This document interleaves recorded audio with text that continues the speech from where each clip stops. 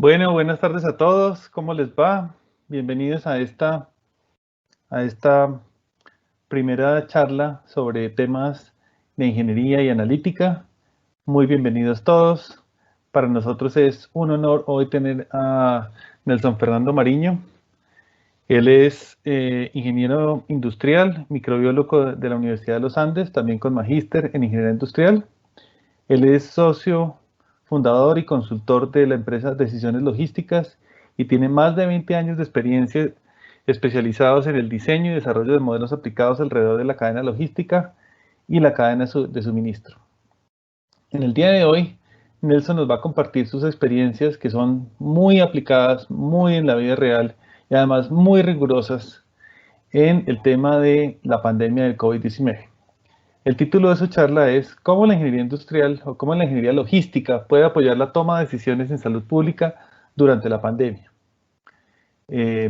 También va a estar con nosotros, está con nosotros Luis Jorge Hernández. Él es profesor asociado de la Facultad de Medicina de la Universidad de los Andes, con quien Nelson ha estado trabajando muy de cerca y con el que también nos gustaría entablar una conversación para posibles proyectos de investigación y posibles eh, colaboraciones y proyectos conjuntos. Bueno, sin más preámbulo, entonces, y en aras de la puntualidad, le cedo la palabra a Nelson para que inicie su presentación. Vamos a dar un espacio de preguntas hacia el final, ustedes las pueden hacer por el chat y yo con mucho gusto se las voy a reenviar a Nelson. No se pueden hacer preguntas en vivo, pero a través del chat está perfectamente bien. Bueno, muchas gracias Nelson, bienvenido.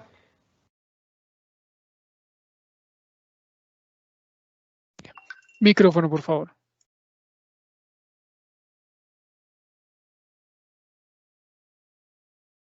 Muy buenas tardes a todos. ¿Ahí me escuchan? Sí, señor. Ok, bien. Muy buenas tardes a todos, muchas gracias. Muchas gracias a Gonzalo por hacerme esta invitación a compartir, digamos, parte de esta experiencia que hemos venido desarrollando en la compañía. Y muchas gracias al doctor Luis Jorge, con quien nos permitió la oportunidad, nos brindó la oportunidad, nos abrió las puertas de su experiencia y de su conocimiento y de la universidad a continuar trabajando en estos temas con un enfoque diferente. Y de eso es lo que les voy a contar. Esta charla la voy a dividir en tres partes. Una primera, digamos, de algunos principios que nosotros hemos desarrollado para justamente hacer un análisis de la pandemia, como hemos dicho nosotros, de una manera diferente. La segunda parte, pues muy cercana a la primera, demostrar ya como el modelo, llamémoslo en acción. Y una tercera parte final, donde, digamos, quiero abrir la discusión y ojalá se pudiera más, de qué otras aplicaciones, porque nosotros, pues, en esta pandemia hay muchos temas por cubrir y estamos haciendo una cobertura nosotros con esta solución de un tema, pero hay muchos otros por cubrir y eso quisiera que habláramos al final. Entonces, como les decía, digamos, la primera pregunta que quisiera resolver es, y la solución que hicimos es para abordar uno de los tantos temas, es qué puede aportar la ingeniería logística a un tema epidemiológico tan complejo como el que estamos viviendo. ¿Sí? Y eso era, digamos, parte de la inquietud que nosotros teníamos. En Decisiones Logísticas somos una compañía de consultoría logística empresarial. Y nosotros hemos hecho modelos matemáticos de simulación, de optimización, de redes logísticas, hemos hecho modelación aplicada y a muchas áreas, pero pues a una pandemia nadie, pues obviamente nadie había hecho, pero a problemas de salud tampoco era, digamos, lo que veníamos haciendo. Pero tenemos una experiencia logística, la primera compañía, digamos, que se dedicó a formalmente en consultoría en redes logísticas, hace más de 20 años fue Decisiones Logísticas, todavía cuando en logística se hablaba más de un tema neto de transporte. Entonces, venga, yo en mi formación profesional, como qué pena menciono un tema personal, soy microbiólogo. Entonces, esto, ¿por qué, digamos, lo traigo a colación? Porque, pues, microbiología, digamos, es un tema de ciencias, digamos, del que aprendí, pero pues que yo no he ejercido, digamos, en la práctica, pero me permite entender algunos elementos, digamos, de ciencias biológicas que nos ha permitido, digamos, poder desarrollar otros conceptos. Entonces, bien, con ese marco de que, oiga, ¿qué podemos aportar nosotros en esta pandemia? ¿Qué podemos hacer desde decisiones logísticas en este tema que nos está abrumando a todos, que es de una complejidad muy, muy grande para todos, para los ciudadanos, para los gobiernos, para los decisores, para los médicos? Esa era la tarea nuestra. ¿Qué podríamos nosotros aportar en este tema? Entonces, digamos, una primera pregunta, ¿cierto? Que yo veía, que nosotros veíamos en los noticieros, que todavía ya empieza a parecer menos como si la pandemia hubiese pasado, lo cual es un error. Estamos en plena pandemia, es decir, no ha pasado que haya presiones de otro lado y necesidades económicas y necesidades sociales. No significa que la pandemia pasó a un segundo tema y que ya vamos a terminar como algunos a veces interpretan y hacen rankings. Pero la primera pregunta era, yo veía que todos los días llevamos, creo que ahorita pasamos 800.000 casos, ya antes lo miraba con más, pero lo que parecía en todos los noticieros es, bueno, ¿cuándo vamos a aplanar esa curva? Y uno desde ingeniería, pero en realidad desde cualquier área, digamos, analítica, es, oiga, pero si esto es un tema, esto es un acumulador, porque todos los días acumula más y más casos, pues nunca se va a aplanar. O sea, la única manera que una curva, un acumulador se aplane es cuando la pendiente sea cero o cuando uno saque el logaritmo. Es decir, en China o en Nueva Zelanda se aplanó es porque no hubo más casos. Pero pues en realidad si es un acumulador, en China o Nueva Zelanda se aplanó por ahora, porque puede ser que perfectamente puedan haber nuevos casos ahora más adelante y otra vez vuelve a comenzar un crecimiento, ojalá no sea así. Entonces, ¿para qué tratar de aplanar una curva que de entrada no se va a aplanar? Entonces, buscar una alternativa diferente. ¿Qué otra inquietud quisiéramos aportar? Cuando se menciona es que los casos están disparados, entonces los contagios están disparados. Entonces, nuestra pregunta era, ¿y es disparados con respecto a qué? Si en una población con 100.000 habitantes hay 100 casos y en otra con 100.000 habitantes hay 180, ¿está disparado la primera contra la segunda o es disparados con respecto a la semana anterior? ¿Qué es disparados y cuál es esa cota para poder medir y decir, oiga, venga, cuantifiquemos qué es disparados? Y esa pregunta vamos a tratar de resolverla. Y dado que el momento epidemiológico es cambiante, porque pues lo que está pasando hoy en Bogotá no es lo mismo de hace 3 meses, no es lo mismo que pasó en Barranquilla a mediados de julio a lo que está viviendo hoy, las medidas tendrían que cambiar. Entonces, incorporando algunos conceptos de ingeniería, la idea era diseñar una solución que nos permita a nosotros comprender esa dinámica, esa territorialidad y esa gradualidad de las acciones. Es decir, no todos tendríamos que estar tomando las mismas acciones en este momento. Los alcaldes de unas poblaciones que están en un momento epidemiológico más complejo que otros, perfectamente deben tomar unas acciones diferentes y los gobernantes se enfrentan a un dilema muy grande, pero pues desde la ingeniería, ¿cómo poder apoyarlos? Ese es el objeto de esta primera parte. Bien, para eso, digamos, voy a arrancar por unos principios muy básicos de qué es lo que nosotros involucramos.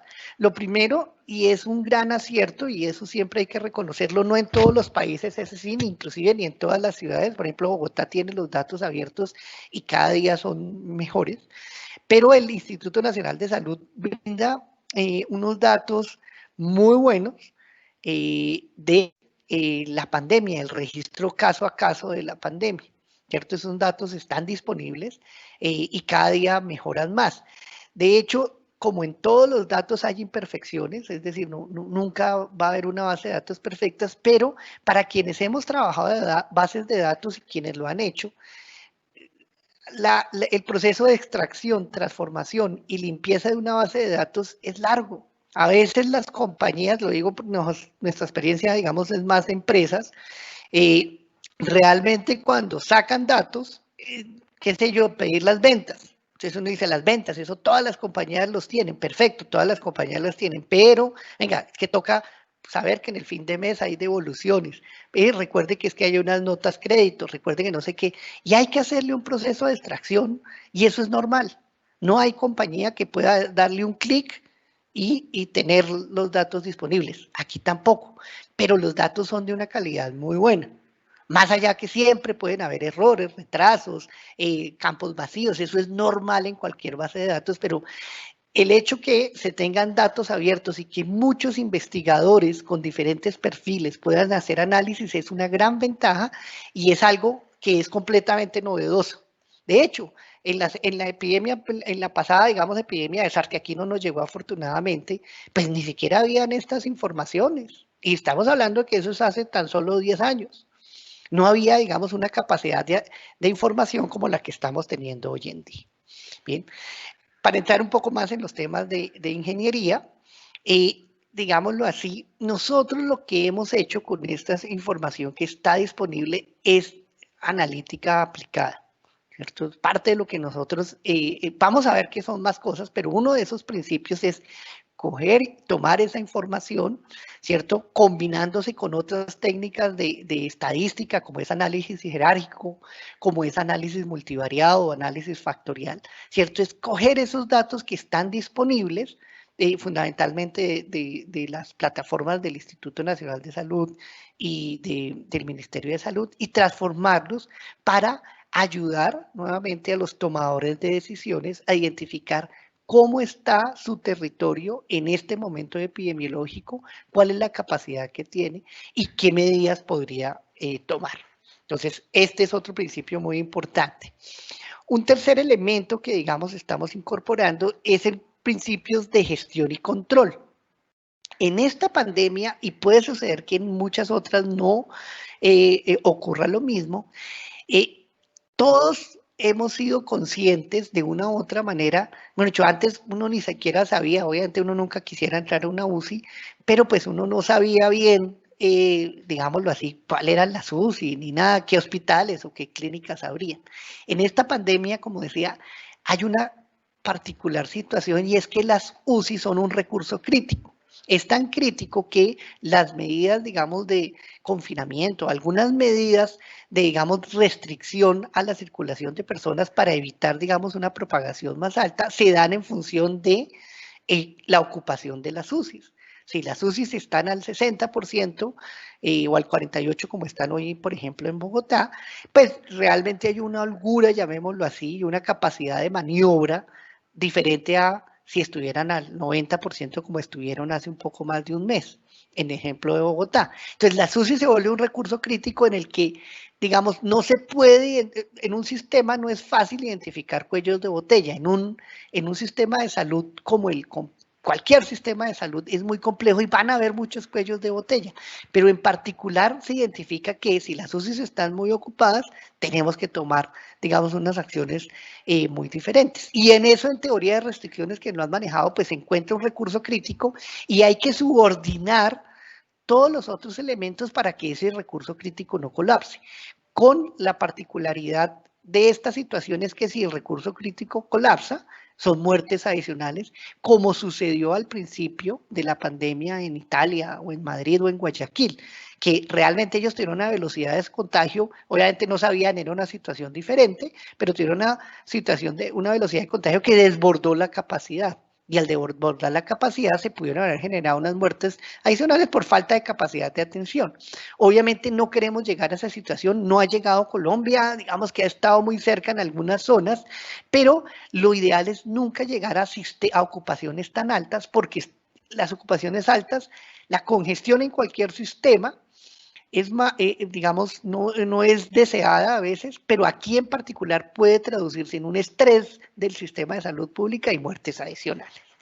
Bien, trayendo otro principio que, digamos, no aplicaría aquí, pues al sistema de salud, pero que vamos a darnos cuenta que aplica muy bien, es una metodología que diseñaron unos profesores hace más de 25 años que se llaman Mark Spearman y Wallace Hope, que aplica a plantas. Digamos, ellos la diseñaron para un contexto de producción, no la diseñaron para un contexto obviamente de salud. Ellos diseñaron un concepto que se llama CONWIP, que se llama Constant Working Process, que indica que, oiga, vea, si usted tiene un sistema, y me voy a extender un poquitico más aquí, y ahorita lo vamos a ver aplicado, porque pues, digamos, en ingeniería, digamos, aplica bastante bien. Si usted tiene un sistema donde hay un recurso con una capacidad finita, llámese número de máquinas o capacidad de las máquinas, usted no debería cargarle más trabajo del que puede administrar ese recurso, porque o si no, va a colapsar el sistema. Entonces, si usted le manda muchos trabajos, pues realmente incumple, se congestiona, le queda mal al cliente, queda mal con los trabajadores, etcétera, etcétera. Entonces dicen, bueno, un sistema de control que nosotros podríamos implementar se llama CONWIP, y lo que dice es que no genere más trabajos de los que pueda requerir. Y resulta que eso es lo que sucede aquí. Cuando uno hace una analogía, pues nosotros tenemos un recurso crítico que se llama UCIs, que no puede subir así de un día para otro. De hecho, digamos, en un principio está bien, digamos, incrementar el número de UCIs, pero el recurso crítico ya después no son los ventiladores, el recurso crítico es todo el personal médico y paramédico que se necesita atender. Y eso lo vimos, de hecho, vimos que en algún momento tocó cerrar UCIs porque no había médicos que la atendieran. Eso pasó en Bogotá y ha pasado en otras zonas, porque es que no, o sea, una UCI no es un ventilador y ya. Pero bien, para no extenderme, el punto es que las UCIs, digamos, se podían identificar como un recurso crítico. Y en esa condición yo no puedo, digamos, llevar más pacientes de los que las UCI dan, que es lo que, digamos, pasó nuevamente en Italia o en Madrid. Entonces, ¿cómo hacemos para que no se colapsen las UCIs? Pues bueno, ahí hay un principio de gestión que dice, mire, no, y que suena obvio, es no genere más pacientes que superen esa velocidad de contagio para que no tengamos colapso del sistema de salud. ¿Y eso será que tiene sentido? Vamos a mirarlo ahorita más adelante. Bien. Incorporando estos mismos elementos, aparece una teoría que fue creada hace más de 100 años, que aplica perfectamente a todos los sistemas de congestión, a todos los sistemas dinámicos. Una teoría sencilla que se llama la ley de Little, ¿cierto? Que llevada a esta situación, ¿en qué se traduce? Pues mire, tenemos un WIP, digamos, haciendo el símil, o sea, tenemos que son los pacientes, o los pacientes bien sea o los casos activos o los pacientes en UCI, según uno quiera definir. ¿Y qué nos dice esta teoría? Oiga, el número de pacientes que usted puede tener en una UCI es función de la tasa de arribo, es decir, de los nuevos pacientes que le van a llegar o de los nuevos contagiados, multiplicado por el tiempo de ciclo. ¿Y qué es el tiempo de ciclo acá? El tiempo de estancia en UCI. Entonces, con una fórmula simple, podemos incorporar los conceptos de teoría de restricciones. Podemos incorporar lo que nos decía física de planta y su metodología CONWIP, que dice no supere la capacidad, y con estas variables nosotros podemos identificar cuál podría ser la tasa de arribo, es decir, la tasa de nuevos pacientes que debería llegar de tal manera que no se congestione el sistema. Y vamos a mirar eso en la práctica. Y bien, un último principio, digamos, elemental, es lo que nosotros llamamos casos activos. Casos activos es los casos, digamos, diagnosticados positivos, menos los recuperados, menos los fallecidos, lamentablemente. Pero esa curva sí se puede aplanar. Esa sí es una curva que no va a crecer y crecer porque pues, muestra gestión tanto en salud como los resultados de contagio. Cuando las personas se contagian sube, cuando, digamos, se recuperan baja, cuando tomamos acciones de salud se aplana, digamos, y ese equilibrio, esa es una curva que sí podemos aplanar. Entonces, sí podemos tener una curva con un objetivo claro para aplanar, en lugar de estar mirando simplemente los casos acumulados, que pues simplemente sirven para la historia epidemiológica, pero para la gestión del corto plazo no hay mucho que decir.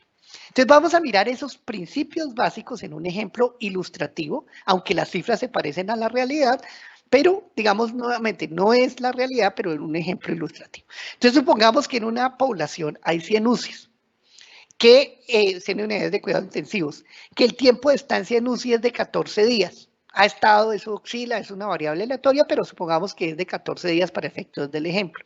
Y que la probabilidad de que una persona contagiada vaya a UCI es del 4.5%. Es decir, que si se contagian 1000 personas, más o menos 45 irían a UCI. ¿Cierto? La realidad es un poco más baja, pero para efecto del ejemplo, dejémoslo en 4.5. Entonces la pregunta es, ¿será que se puede estimar una velocidad para que no colapse el sistema? No queremos llegar a escenas de utilización, de ocupaciones de UCI por encima del 90%. ¿Será el 90, 92%? ¿Será que se puede estimar cuál es esa velocidad de contagio? Entonces miremos una pequeña recreación de esos principios en la acción. Entonces aquí vamos a ver una gráfica. En el eje de las X tenemos el tiempo, ¿sí? Y aquí en el eje de la Y vamos a ver cuántos pacientes hay en UCI. Entonces supongamos que el sistema, digamos, arranca, comenzó el brote, se contagiaron en promedio 1000 personas en esa primera semana, y esas 1000 personas, como decíamos, el 4.5% va a ir a UCI, es decir, 45. Entonces al final de la primera semana, 45 pacientes están en UCI. ¿Cierto? A la siguiente semana otra vez se contagiaron, hicimos un contagio, digamos, controlado y se contagiaron otra vez 45. Entonces, el número de pacientes en UCI va a estar en 90. Aquí está el número de UCI. El número de pacientes en UCI va a estar en 90.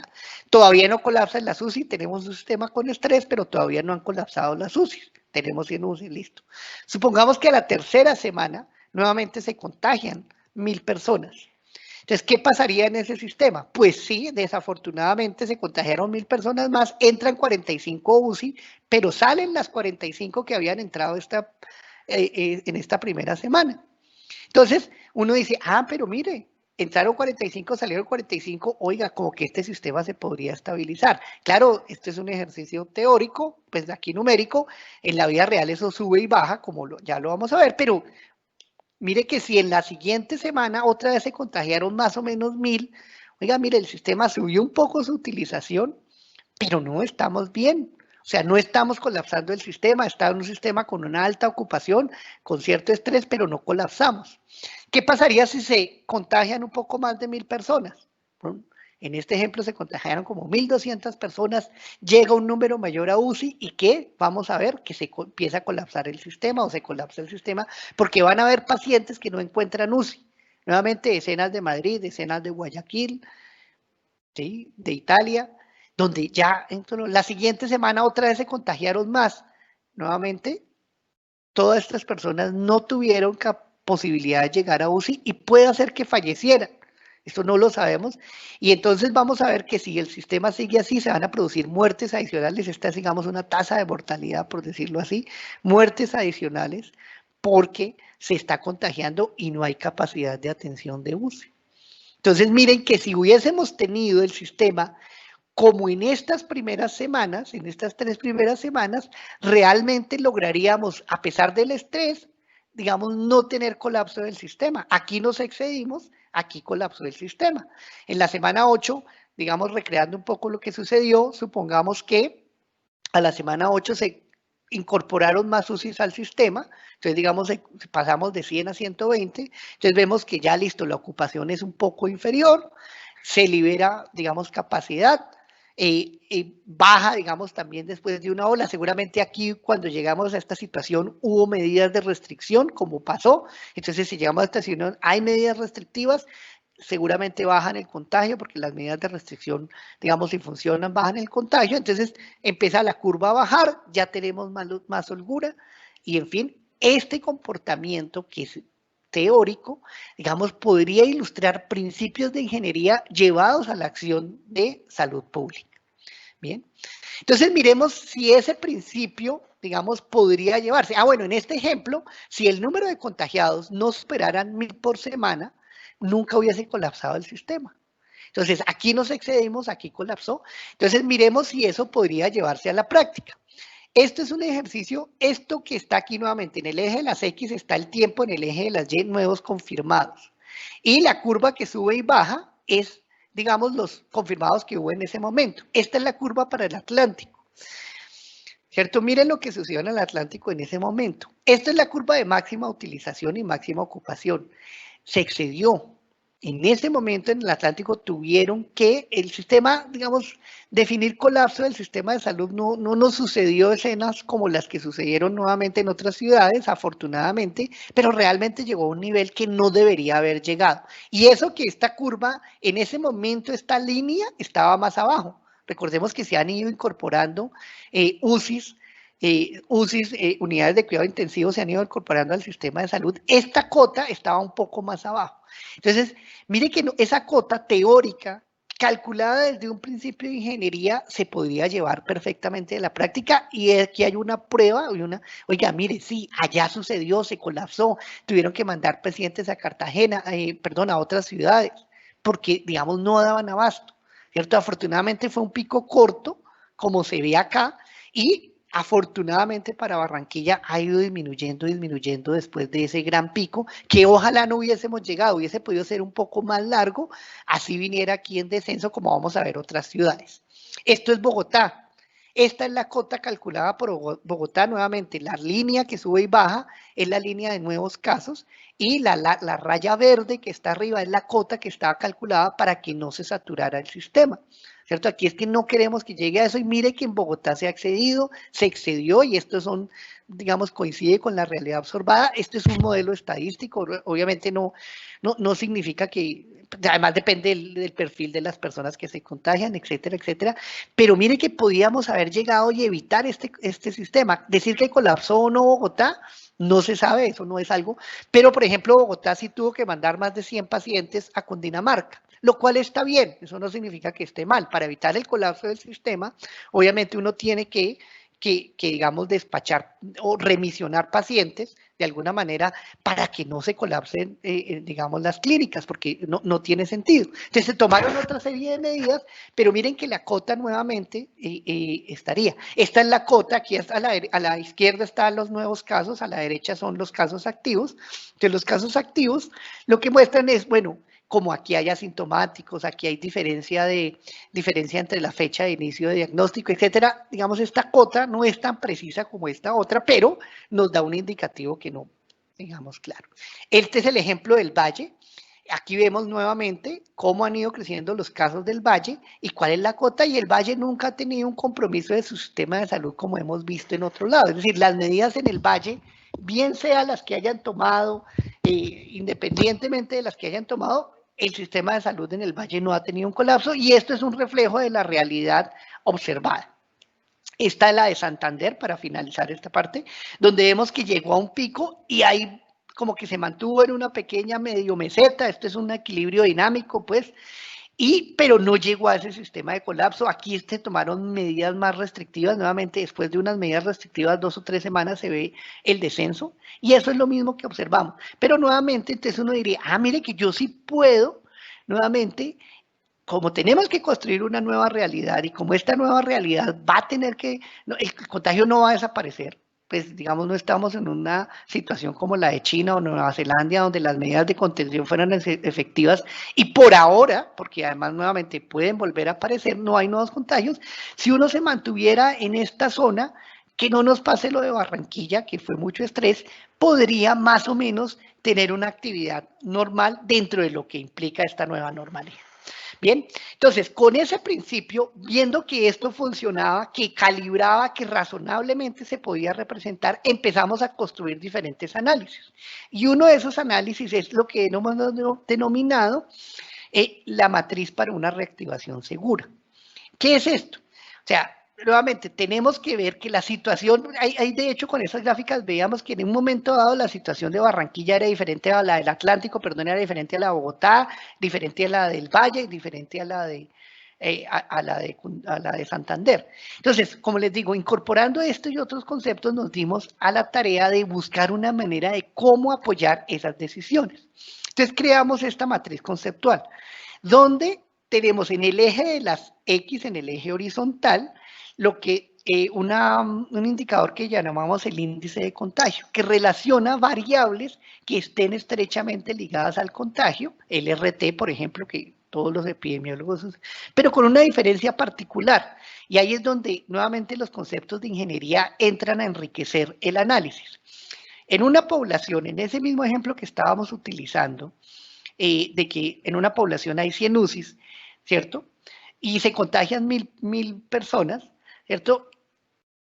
Hay otra, en otra misma población, digamos, se contagiaron en la semana 1 1000 personas y en la semana 2 1500 personas, ¿cierto? En dos poblaciones similares se contagiaron así, 1000 y 1500. En ambas poblaciones el RT es 1.5, que es un RT alto, ¿cierto? Entonces, el RT es la razón de transmisibilidad. Entonces, en la semana 1, 1000, en la semana 2, 1500, el RT entre esas 2 semanas daría 1.5. Y en dos poblaciones iguales, desde el punto de vista epidemiológico, da lo mismo. Pero desde el punto de vista de gestión, no. ¿Por qué? Porque desde el punto de vista de gestión, lo que puede suceder es que si la población 1 tiene 100 UCIs, tiene una capacidad, digamos, de atender esos enfermos con esa velocidad de contagio que calculamos. Pero si la población 2 no tiene ese mismo número de UCIs, sino tiene 50 UCIs, pues miren qué procedería, colapsaría. Entonces, desde el punto de vista de un modelo epidemiológico, ambas tienen, digamos, un comportamiento similar, pero desde el punto de vista de gestión no. ¿Por qué? Porque hay una restricción que impone la capacidad del sistema de salud. Entonces, incorporando esas y otras variables, creamos este índice de contagio y creamos 3 regiones: baja, media y alta. Entonces aquí es cuando viene un pico de contagio muy alto.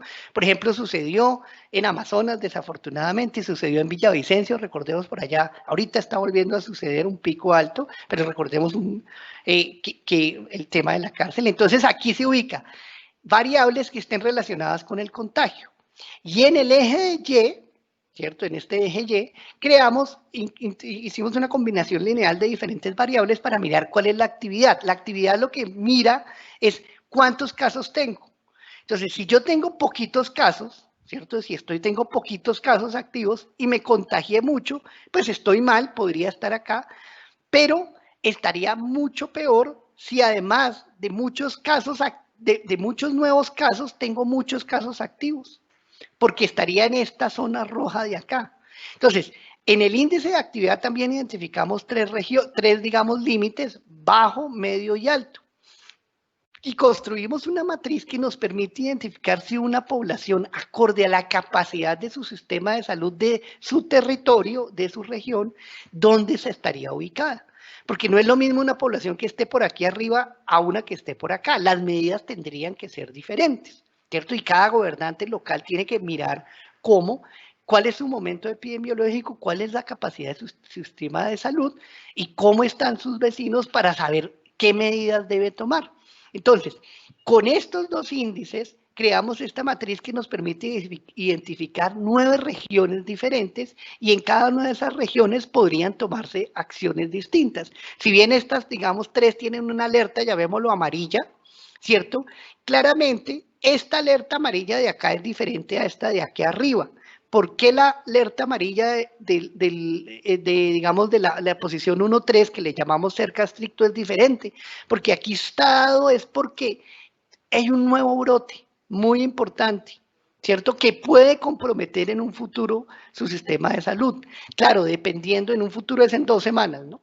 En un futuro no es un futuro en el otro año, es un futuro de 1 a 2 semanas a lo sumo, ¿cierto? ¿Por qué? Porque dependiendo de si son muchos adultos mayores, ¿cierto? Si yo no controlo la población, ese brote se me puede disparar y el RT puede ser muy alto, y como esto está medido en función de la capacidad del sistema de salud, puedo llegar rápidamente a esta zona.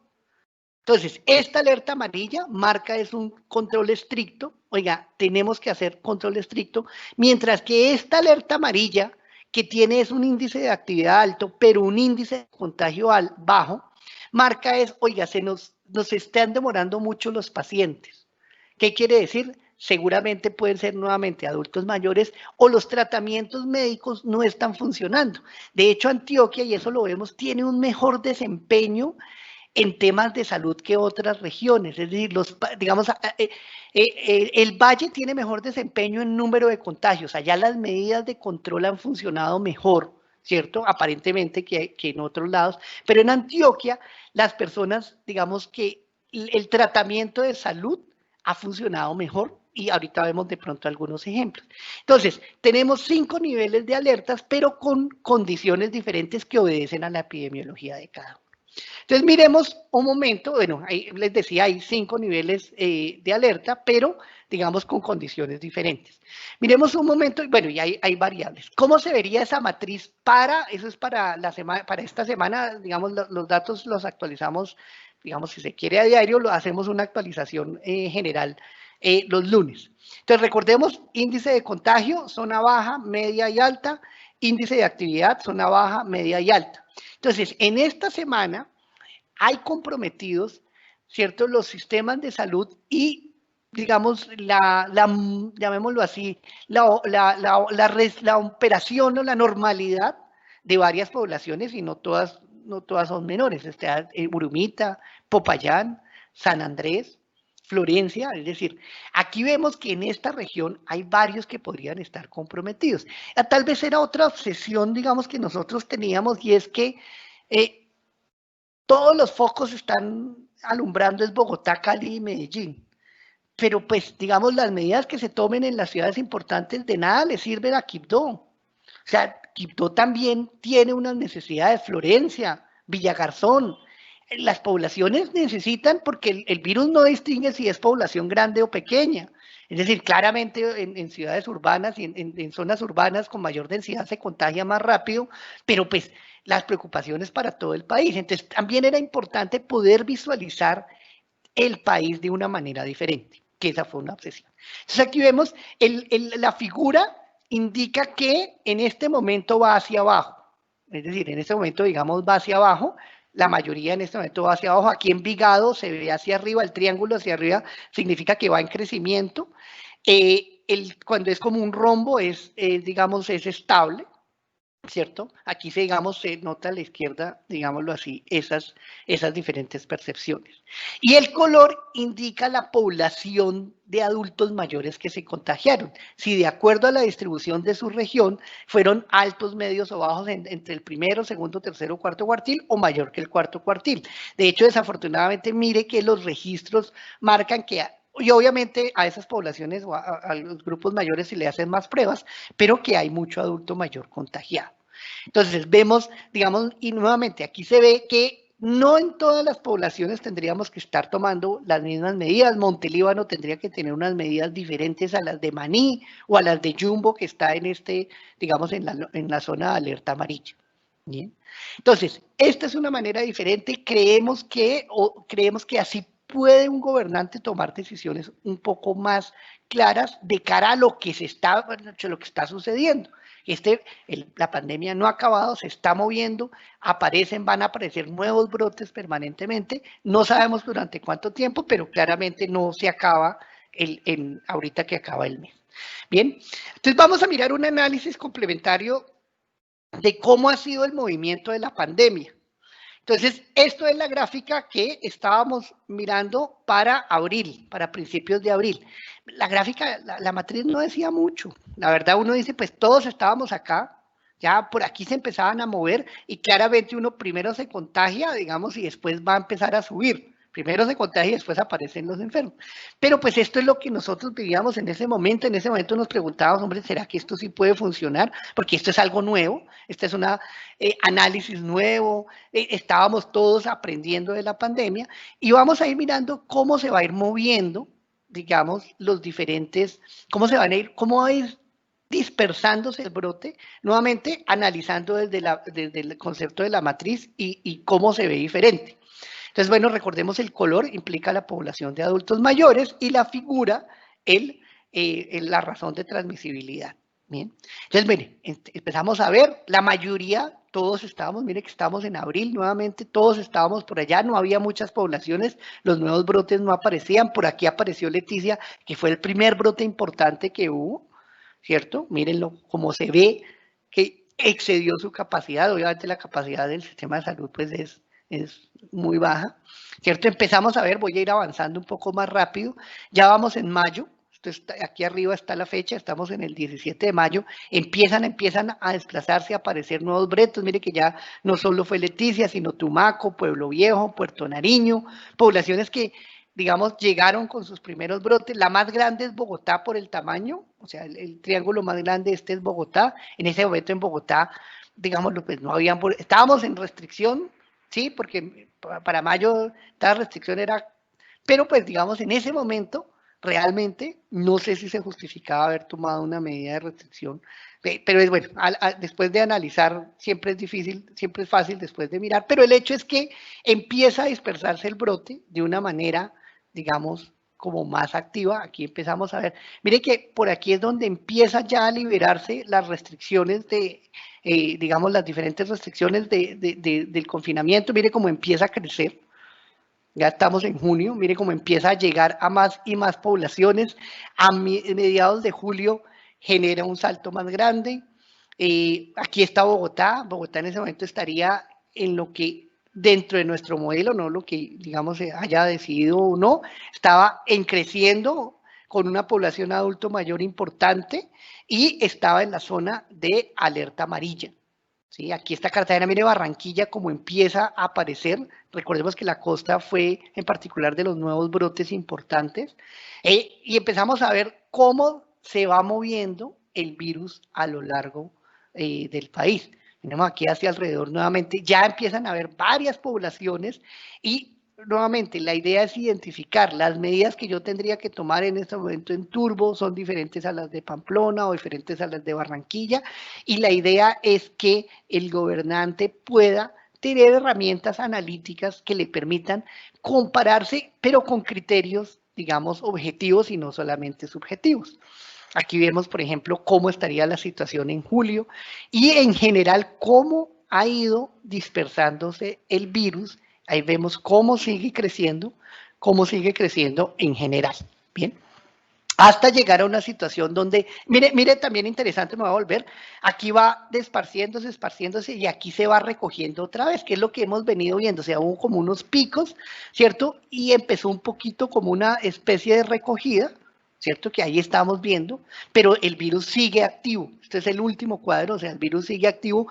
Una dispersión bajó un poco, pero esas nuevas olas las vamos a ver y esta es lo que nosotros hemos denominado una manera diferente de ver el virus. Obviamente, digamos, está acompañado como de otras análisis, digamos, que no me voy a detener, pero que nuevamente acogen a la territorialidad. Esto es para Santander. Entonces, las decisiones que yo tengo que tomar en esta zona son diferentes a las que debo tomar en esta zona. Y pues, digámoslo así, eso es importante que se tenga en cuenta. Esta es la temporalidad, como veíamos, esta es la línea gris, es uno de los índices que calculamos, que denominamos el índice general de afectación. Aquí se ve cómo ha ido subiendo, esto es para Santander.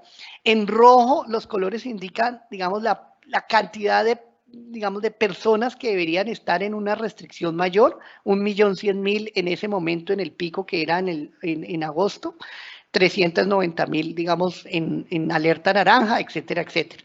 Esta es la de Barranquilla, por ejemplo, la del Atlántico, perdón, que tuvo un pico muy alto. La idea era que nunca llegáramos por picos superiores de 80 puntos en esta medición, pero hoy en día, miren cómo está la costa atlántica, digámoslo así, el departamento del Atlántico prácticamente solo tiene un pequeño municipio por allá en medio, todos están en bajo, muy bajo, perfectamente puede adelantar medidas, digamos, de mucha mayor flexibilización si además se compara con Santander.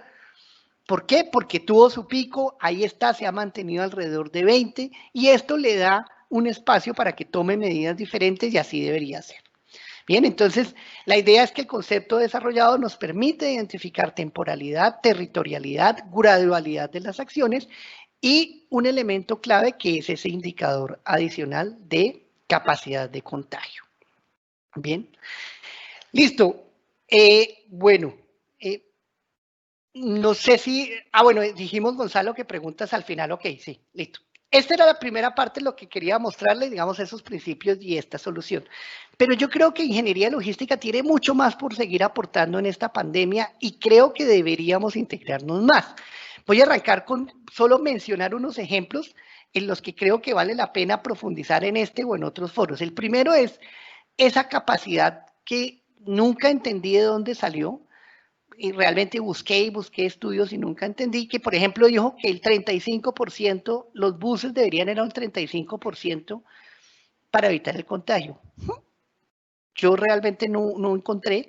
Hay un estudio de un grupo muy importante donde participa, entre otros, la doctora Andrea Ramírez, que ya hicieron un estudio mejor, pues, es decir, sin el pánico que nos acogió al principio, y pues en un bus, si usted va en silencio, si no va comiendo, si lleva tapabocas, si hay ventilación, depende de la capacidad del bus, además, pues no es lo mismo un Transmilenio que una buseta, pues en realidad el 35% no obedece a un criterio, digámoslo así, como tan técnico. O sea, por eso digo, el 50%, ¿qué tal si definimos una variable que es la raíz de NPI, es decir, ni idea, por el volumen? Eso no, es decir, eso no tiene que ver. De hecho, una medida técnica como la que ellos hicieron, que demostraron que la utilización podría ser más alta, a la larga no aplica para un bus, digamos, de transporte intermunicipal, porque un bus de transporte intermunicipal no tiene digamos, la cantidad de gente que tiene, la renovación de aire que se podría lograr es mucho más rápida. Entonces, probablemente ni siquiera una buena medida como la que se está haciendo en este momento digamos, para decir que podría ser el 70, puede ser en otras regiones, en otros medios de transporte, digamos, similares, la misma. Entonces, la ingeniería logística tendría que estar aportando ahí, oiga, mire, ¿cuál es el caudal de aire que hay ahí para que nosotros realmente concluyamos? Pero además llevado a la práctica, es decir, en una ruta escolar donde además, o en un bus de empresa, donde además, ante un potencial contagio, el cerco epidemiológico es claro, pues la ocupación podría ser mucho más alta, porque además los buses no van tan llenos. O sea, no es lo mismo un bus de Transmilenio o 200 personas que un bus de una ruta empresarial que va con 25 o 30 personas. No deberíamos estar colocando la misma restricción a dos medios de transporte diferentes. Pero también temas de sentido común. ¿Qué tiene que ver la capacidad de un bus rojo en Bogotá con un centro comercial o con un comercio abierto como es Chipichape en Cali? ¿Y por qué ambos tendrían que ser el 35%? No tiene que ver nada con la epidemiología, seguro. Es simplemente con una regla que toca sacar ahí a veces como de la manga. ¿Qué otros elementos podríamos aportar desde la ingeniería logística? Voy a hablar del PRAS. El PRAS, pruebas, rastreo activo, aislamiento selectivo, ¿cierto? Ese es, digamos, una medida clave que todos los epidemiólogos en todo el mundo han identificado. ¿Cierto? ¿Qué podríamos hacer desde la ingeniería para apoyar ese PRAS? Por ejemplo, y me gusta el ejemplo de las pruebas de diagnóstico. Ay, perdón, me fui. Me gusta el ejemplo de las pruebas de diagnóstico. ¿Por qué? Porque tendríamos que estar haciendo test. De hecho, nosotros decimos, este es un análisis que está hecho, digamos, a la semana pasada. Vemos en esta gráfica, por ejemplo, Atlántico, Bolívar y Magdalena. Hombre, de acuerdo a un target, la Organización Mundial de la Salud dice que la positividad debería estar alrededor del 5%. Hay un estudio de Harvard que señala el 10%, hay otros que señalan el 3%. En fin, el hecho es que en la costa se están haciendo más pruebas de las que a un target del 10% deberían hacerse y hay déficit en otras zonas. La ingeniería logística lo que nos ayuda es a identificar eso. ¿Dónde hacer muestreos?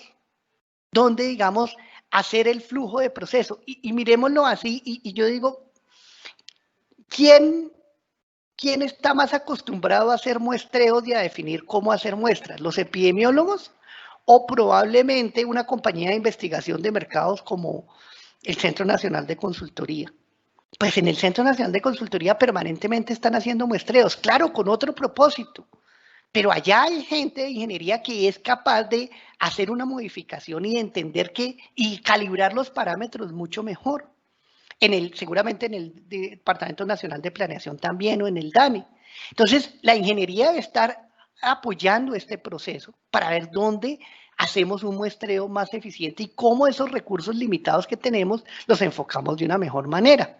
Otra manera, digamos, otro ejemplo, esta es una gráfica tomada de un estudio, digamos, no lo hacemos nosotros, de una técnica que se llama Smart Pooling, donde yo digo, oiga, dependiendo de la positividad que se tenga, a mayor positividad, digámoslo así, dependiendo de la positividad, yo puedo hacer como sampling, o sea, como mezclar muestras, llamémoslo así, y eso aumenta la productividad, porque si yo tengo una positividad baja, pues yo podría mezclar varias muestras y entonces aquí dice el tamaño del pool y cuánto aumenta la productividad. Entonces yo podría estar mirando cómo incrementar la productividad y este es un tema de ingeniería logística, ese no es un tema de epidemiología.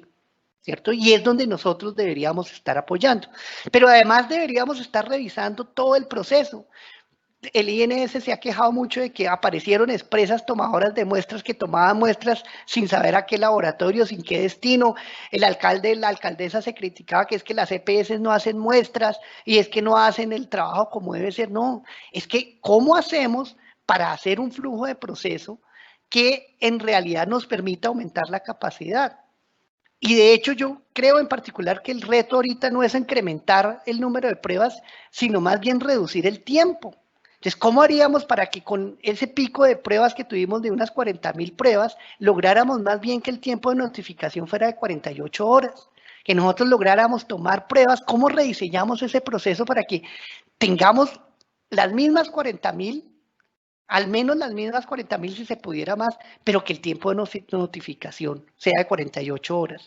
¿Cómo hacemos ahí y qué es lo que lograríamos hacer? ¿Cómo rediseñamos ese proceso?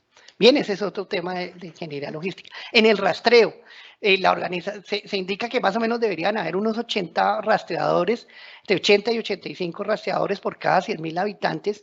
Esa es una labor que tendríamos que estar haciendo. El rastreo en Colombia ha sido muy malo. En Antioquia funcionó al principio muy bien, apoyado en las aplicaciones de telefonía celular, pero hoy en día no está funcionando bien. Y en el rastreo, nuevamente, hay labor de ingeniería que podríamos estar adelantando. Bien, ¿qué otras labores de ingeniería logística podríamos adelantar en este momento? ¿Cómo diseñamos, digamos, clúster de salud? El virus se está moviendo, va a seguir moviéndose, inclusive en la medida que llegue a territorios que tienen menos capacidad, va a ser más difícil. Aquí vemos, por ejemplo, en parte por qué Atlántico logró solventar su digamos, su pico epidemiológico de una buena manera porque tenía un muy buen número de UCIs por cada 100,000 habitantes, esto es. Pero lo mismo no le va a pasar a La Guajira, no le va a estar pasando a Guaviare y no le va a pasar a Boyacá. Entonces, ¿cómo ayudamos a que hagamos una reubicación, digámoslo, no tanto de UCIs, sino de, por ejemplo, de equipos médicos? ¿Cómo hacemos para empezar a definir alertas, ¿cierto? Y podernos anticipar. Lo que yo llamo, en este momento, hay en algunas zonas donde los médicos deberían estar, o médicos y paramédicos, en acuartelamiento, porque se viene un pico y ojo, los vamos a necesitar. Sabemos que los hemos exprimido mucho tiempo, pero esta pandemia sigue en curso y necesitamos poder ayudarles a cómo orientar los recursos. Bien, en vacunas, esta es una discusión que se está volviendo a veces política, es decir, hay un presidente que anuncia cuándo va a salir una vacuna, cuando eso no se sabe todavía, pero quitándole el color político, a pesar de que haya unos que quieran, digamos, comprar seguramente la vacuna rusa y no, hay un tema que primero no se sabe cuándo va a estar, no se sabe de qué país va a venir, no se sabe si va a ser la de Moderna o no se sabe si va a ser la de AstraZeneca, es algo que, digámoslo así, pero quitándole el tema científico, nosotros necesitamos aprovisionar un número indeterminado de un país o de unas plantas indeterminadas en un momento indeterminado para llegar y distribuir. Todavía no se sabe bien porque pues no se sabe todavía, digamos, más allá de que haya unas prioridades claras. Entonces, oye, eso es un tema de logística. Además que seguramente va a tener cadena de frío. ¿Cómo estamos preparando la logística para llegar? Esa es una solución de largo plazo, no es de corto plazo, pero esa es una solución que probablemente deberíamos estar pensando para mediados del 2021, ¿cierto? Quién sabe si antes, pero es incierta. Y ahí la ingeniería logística tendría que aportar. También en los modelos epidemiológicos, es una realidad, los modelos epidemiológicos no han resultado, y no es una crítica al modelo en sí, sino a la calibración de los mismos. Yo he escuchado a una reconocida epidemióloga decir que es que el modelo estaba bien, lo que pasa es que no había suficientes mediciones para mirar cuántos contagiados hay. Probablemente eso sea cierto, o parcialmente cierto, pero es que las decisiones que se tomaron no fue basados en el número de contagios, sino el número de muertes que proyectaban, que para esta época eran de millones en Colombia y en el mundo mucho más. Entonces, la observación ahí es, yo estoy convencido que en esos modelos lo que faltó fue una calibración mejor. Y además, ¿quiénes son más adecuados para eso? Yo estoy convencido de los economistas que permanentemente hacen modelos de pobreza, de riqueza, de distribución de agua, o los ingenieros que estamos haciendo modelos de transporte, de mercado, de producción, pues tenemos un ojo mejor educado para poder hacer esas calibraciones que son inciertas, que son difíciles. Entonces, en los modelos epidemiológicos creo que hay una labor, digamos, que todavía continúa. Ya se hicieron algunos, ya se han corregido y todo, pero además hay modelos de redes neuronales que se han ido aplicando, modelos estadísticos que se han ido aplicando y enriqueciendo, digamos, los análisis. Entonces, creo que en ingeniería logística todavía queda mucho por aportar. Creo que hay varias cosas que, digamos, nosotros deberíamos poder seguir aportando. Y bueno, estas solo son algunas ideas. Bien, eso era lo que quería comentarles. Aquí le agradezco a mi equipo, en particular a Jorge, a Jorge Palacios, que nos ha ayudado mucho en este trabajo, al doctor Ricardo García, y una mención especial nuevamente al doctor Luis Jorge Hernández de Unidades, quien nos ha apoyado mucho en este desarrollo. Listo, Gonzalo, yo voy a mirarle el chat porque he estado pendiente acá. No sé si haya inquietudes o comentarios, por favor, de parte de ustedes. Bueno, muchas gracias, Nelson. Excelente charla. No sé, David, ¿cómo podemos mirar las preguntas del chat?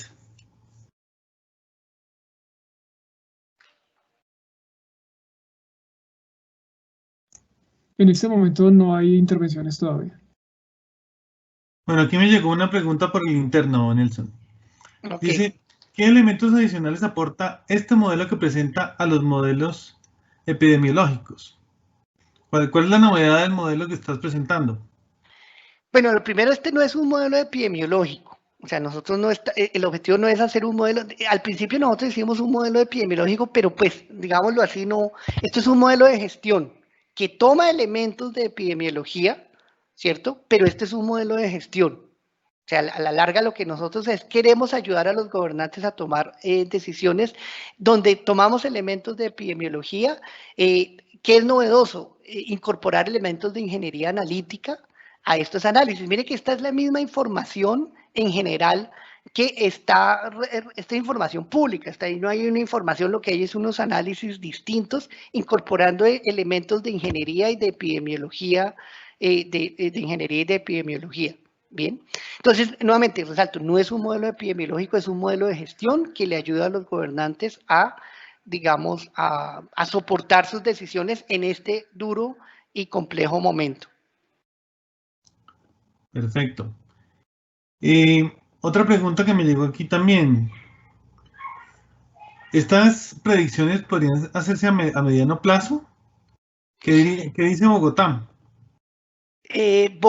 Bueno, digamos que no, este no es un modelo de predicción, o sea, nosotros estamos haciendo como una predicción, porque eso es lo que hacen algunos modelos epidemiológicos. Nosotros lo que estamos desarrollando es, digamos, como, oiga, dada la información que hay, si usted y en su zona, en su población, debería tomar, como ayudarle a tomar decisiones sobre si debería o no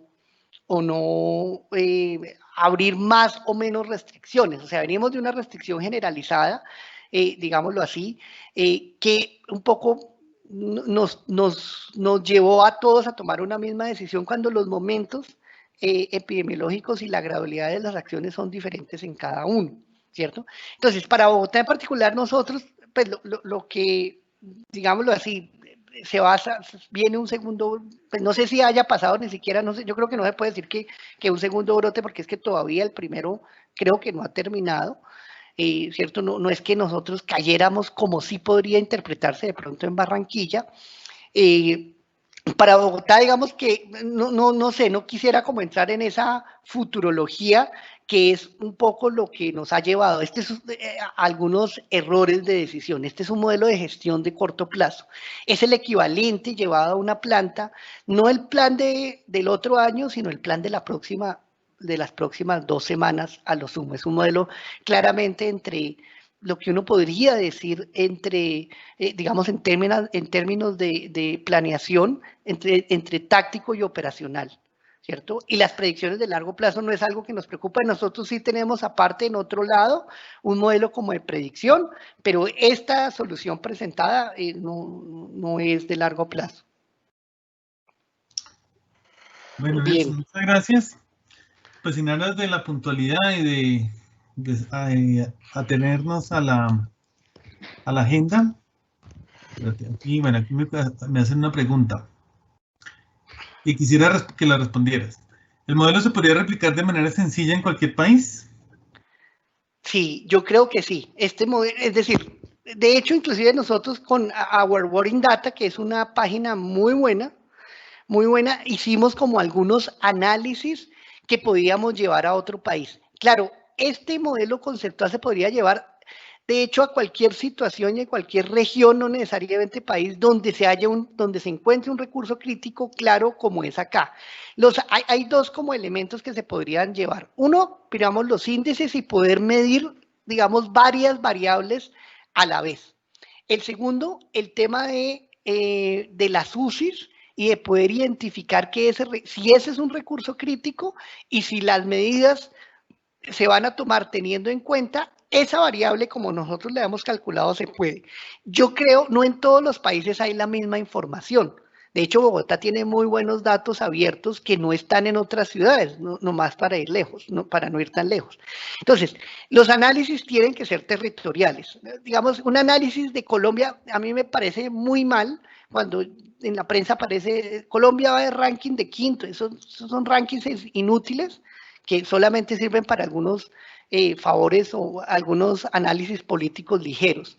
Pero el análisis se debería hacer por territorios, es decir, mirando inclusive subregiones, hablemos, por ejemplo, para dar un ejemplo, Cundinamarca. Cundinamarca tiene varias subregiones, además tiene Cundinamarca metido en la mitad Bogotá, entonces los análisis deben hacerse por territorios. Y conceptualmente es perfectamente aplicable a cualquier país. Lo importante es que la información esté. Y yo he visto, como les digo, nosotros desde acá hemos podido hacer algunos análisis, lo que pasa es que no nos ha dado tiempo para hacer análisis de otros países porque el foco ha sido Colombia, pero perfectamente varios de los conceptos que se han presentado aquí o se han desarrollado se pueden hacer a cualquier otro país.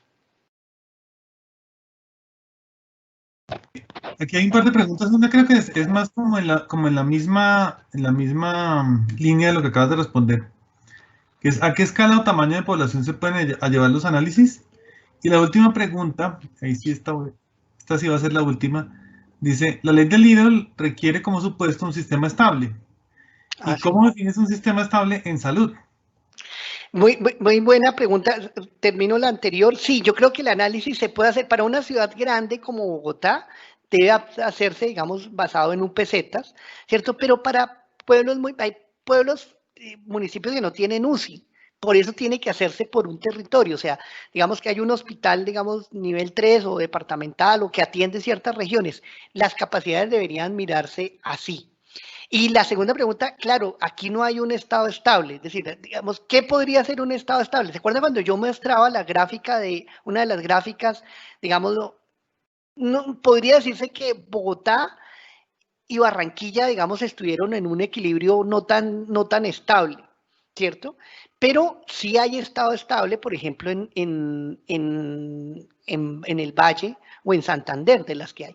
Entonces, el estado estable, nuevamente, no se trata es como un indicativo. Este es un modelo estocástico, esto nuevamente no es una predicción exacta, pero tenemos una cota, tenemos una manera de medir una cota. Entonces, si en el modelo, de hecho nosotros asumimos que si la tasa de entrada es para que esté estable, el modelo, la tasa de entrada debe ser igual a la tasa de salida. Y ese es un supuesto que hay cuando el modelo, y estamos asumiendo que es estable y creemos que esa estabilidad, esa cota da un indicativo claro.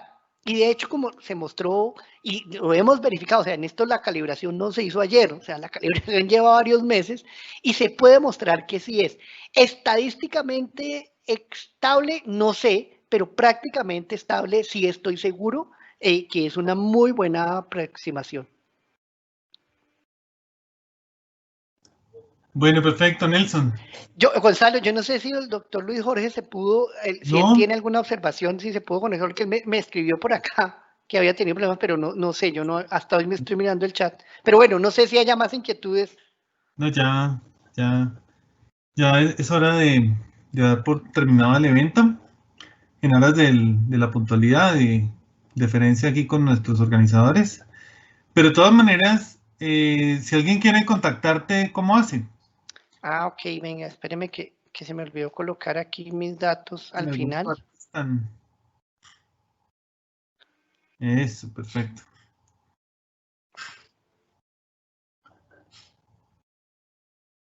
¿Ahí la están viendo? No, dice que fin de la presentación. No sé, ¿ahí se está viendo o no? No. Una atrás porque ya Atrás. terminó la presentación. ¿Ahí? No.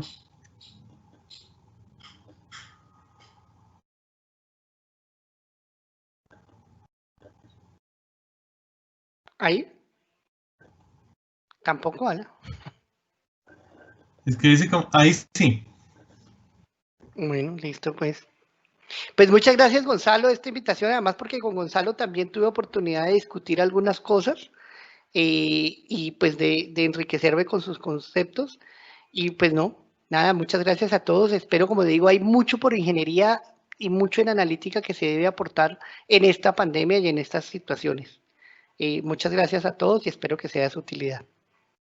Bueno, muchas gracias, Nelson. Gracias, Gonzalo. Y gracias a todos. Bien, hasta luego.